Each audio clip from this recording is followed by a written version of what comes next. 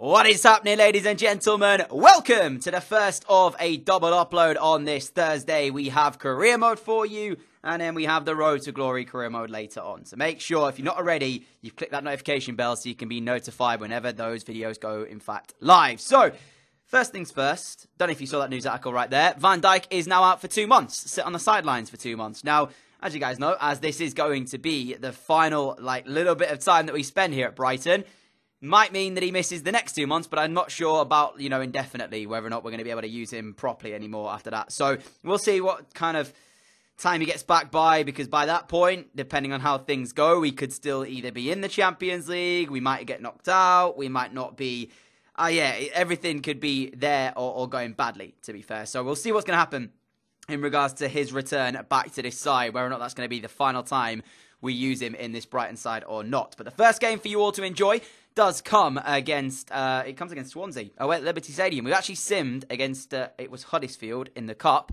but we've actually got this first game here at the Liberty Stadium, and I don't know what it was that was wrong with me when we started this game off, because honestly, I couldn't tackle them. In this opening move right here, Swansea felt like they were just the best team on the planet. I couldn't get near them. Their football that they were playing to open up the scoring right here from Montero, in the 8th minute of the play. Honestly, guys, I could not do anything about it. It really frustrated me as well, because it was 1 minute they had the ball on the right, then it was coming back inside, and it was literally one touch, two touch play, and it was just so frustrating to try and get near them and try and make the tackle. But I mean, they took the lead. We had to fight our way back into the game. Ronaldo, Ron, of course, the new signing from last episode, went closest for us in the 32nd minute, and he put it wide. Not something I expect to be seeing from what is quite possibly still the world's best player, but hey-ho, he's going to have games like this when he's at the club. He is 30-something by the end of the day, 35 I think he is now, so he is quite old, so that could be an excuse for him. But then Odriozola put in a great delivery towards Anthony Martial, and we managed to get ourselves back into the game at 1 apiece.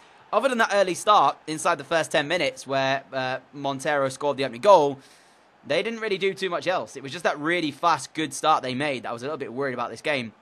But then after it, we went back to our usual dominant selves, and we're creating chances and being able to hold the possession of the ball. And it was just good that Martial got us back into the game, because I don't like games like this if I'm not getting into them back early doors. Because if I end up with a situation where we're going into the 80th minute and we're still trailing, technically speaking, I don't do too well in those games. But second half got underway. They gave KDB a little bit too much time on the edge of their penalty area. And when you give a player of this class that sort of time, we've seen it how many times so far since his £125 million move, you're expecting it to go in the back of the net, and that's exactly what happened. It wasn't the curling way that we expected. It was poor from Swansea, actually. They gave away the play just before the goal went in, and that's the reason that we got the ball to KDB, but it was a good finish nonetheless. Right into that corner. No chance for the goalkeeper, and it puts 2-1 in front. And honestly, we could have been running away with this game at this point, because we continued to put on the pressure. Vinicius Jr., great cross. Ron going close again, itching for that goal, wanting to find it, yet to grab one himself in the game. Head in hands moment, because he just couldn't find it. And it gets even worse for him, because then, with the 78th minute of it, he found its way forward towards Rabiot. Rabiot to Ron, and look at this. Just smashes it, and it comes back off the post. I was like, are you joking? Are you joking me? And the reason that I was saying that, ladies and gentlemen, is because you just could not write this, what was to come next. 90th minute, again, very similarly to the way they opened the game off. Some good football. It's not dealt with by us, and the ball's in the box, and Montero gets his head to it, and unbelievably, it was Swansea 2, Brighton 2 at the Liberty Stadium. I was fuming, absolutely fuming. I sat there, head in hands, going, what has just happened? How have we gone from a certain 3 points, having hit the post with Ronaldo? He's missed 2 really good opportunities before that as well, putting them wide. And now we're in a situation where we're only going to get a point from the game. I was just so angry, especially, you know what? I've got to say this, right?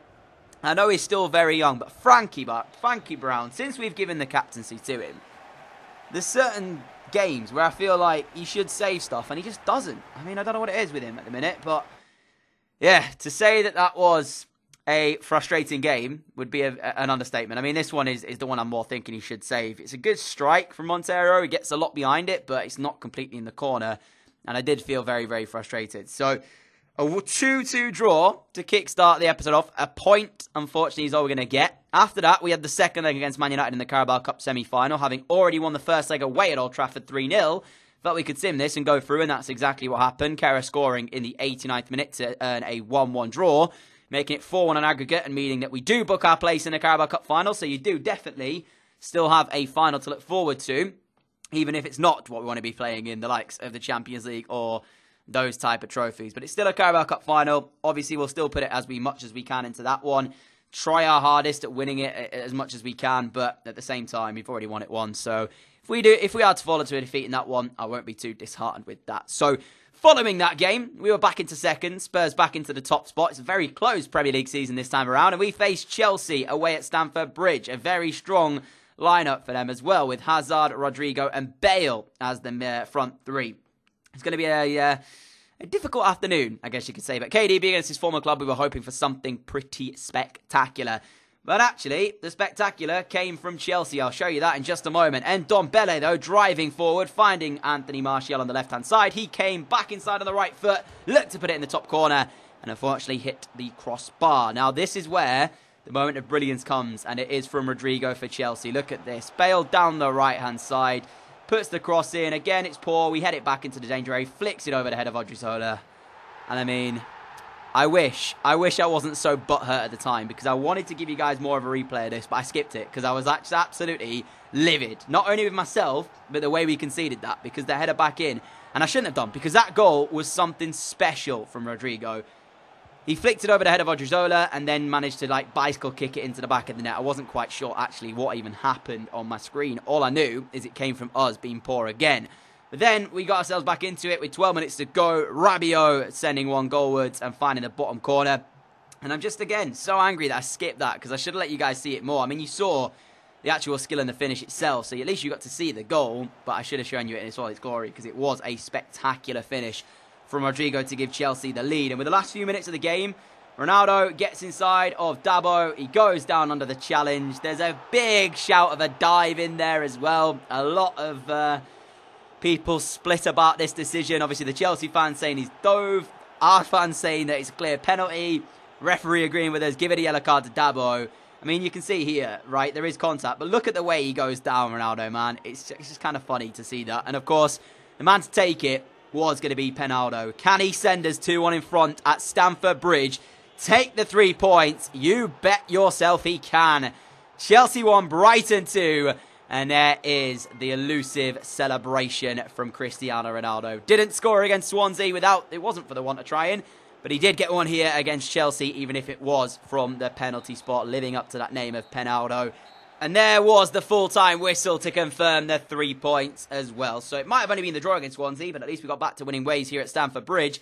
Even if Rodrigo's brilliance early in the second half, I should say, was enough to put Chelsea in front, we came back and fought back pretty hard in that one. And then it was the final game of the episode. And the reason that this is the final is because we have 10 hours remaining of deadline day with 20-something million pounds to spend. And I plan on using that last 20 million quid on another signing. You'll see who that's going to be, hopefully at the beginning of next episode. That is fingers crossed that I can afford the player I want in that regard. I'm going to show you guys it, obviously, next episode. If I can't get him, then don't worry about it, because you probably won't see it. But we'll see what happens in regard of that potential incoming to the side.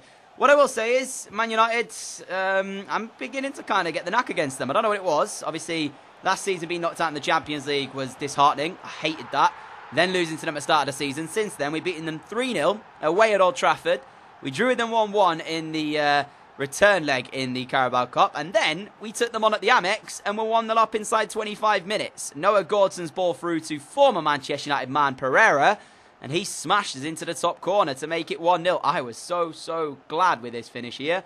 Really showcasing his ability and such. And he's actually got unbelievable amount of talent as Pereira. The unfortunate thing, he's just in a side filled with talent. You know, he's not going to replace KDB. And Ndombele and Rabiot are two of the best holding midfielders in this division. He's not going to get in there, but then a mistake. I mean, it's like I never learn. And at this point, I was just slapping myself in the face. I was like, what am I doing? It's just simple. It really is simple mistakes. Silly mistakes that we make that kind of just cause us to have issues. Like this should not be happening. I actually am going to be saying this right now. I did mean that throw-in to go out to the right where Vinicius Jr. was. That's what I meant the throw-in for, not Odriozola. But even then, I had time to try and stop that, and Rashford smashed it in to make it 1-1.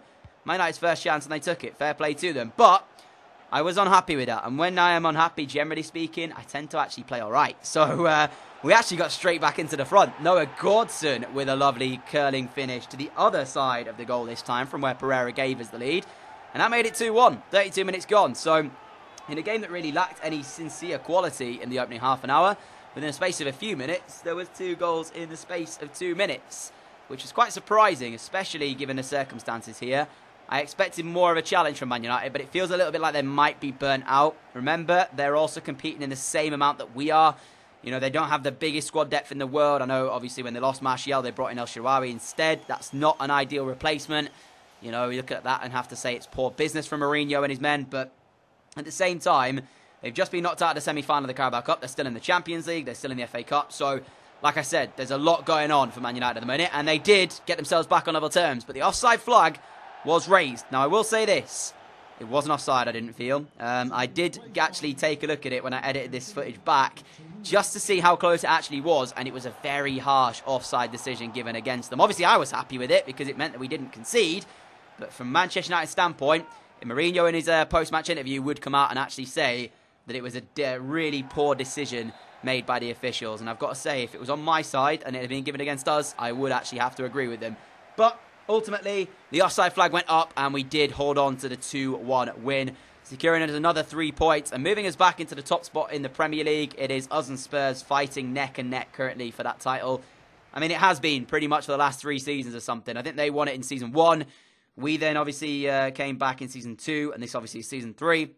So it's been very tough fighting with them, and I'm expecting it to go right down to the wire come the end of this season as well. So 2 points the gap, 15 games to go. Who's going to win it? Let me know with a comment down below your predictions. Obviously, as you can see right there, there's a long gap as well after that to Chelsea, Man United and West Brom, who are having a very good season, by the way. West Brom in 6th place currently. Fair play to those guys. But that's it from me for the first episode of today, guys. I will see you all again at 6 PM UK time tonight for another episode in the Road to Glory career mode. Make sure you do not miss it by having the notification bell turned on. If you are new around here and like what you see, subscribe button is down below as well. You can click that and follow me on the channel. We are very close to 30,000, which is madness. So thank you all in advance. Until 6 PM though, guys, catch you all again very soon. Adios.